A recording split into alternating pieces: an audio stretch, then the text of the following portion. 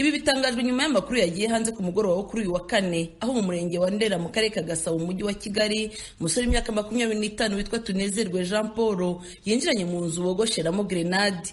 Abakorera muri iyo nzu bavuga ko bamusabye kuyisohokana igahita imuturikana agahita yitaba Imana. Abantu 11 bari bayirimo barakomereka.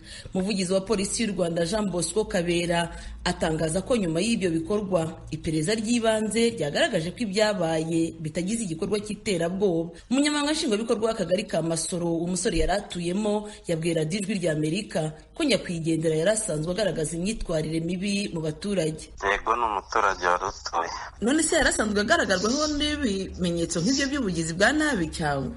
Yarasanzwe azwiho ubujura bwitwa bwa kibuko no gushikuza abantu nijoro na telefone n'amashakoshi abagore cyane cyane. Ntabwo ajyaga bihanirwa?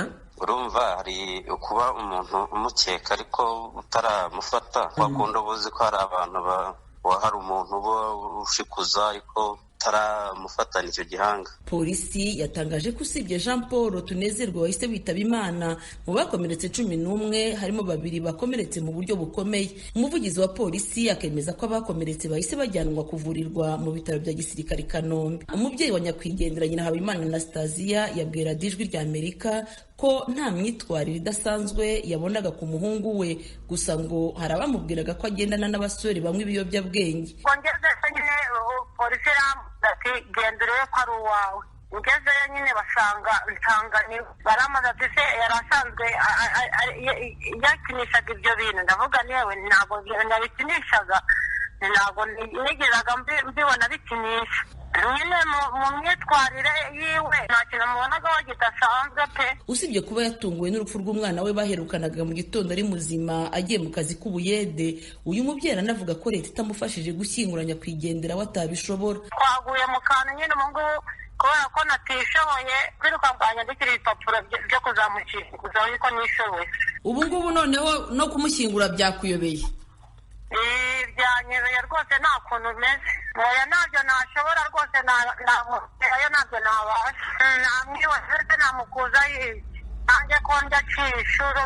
Polisi, ingabo z'u Rwanda n'urwego rushinzwe ubugenzacyaha RIB bahise bagera aho byabereye, umutekano urakazwa. Umuyobozi w'akagari ka Masoro ahabereye ibyo byago asobanura ko inzego z'umutekano zahise zihumuriza abaturage.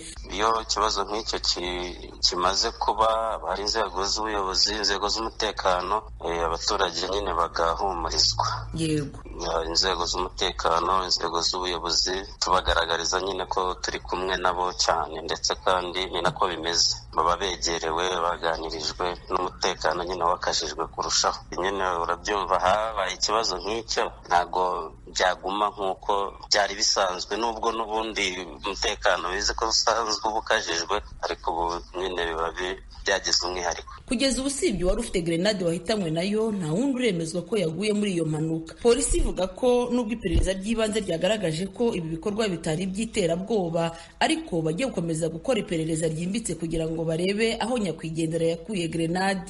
Assumpta Kaboyi.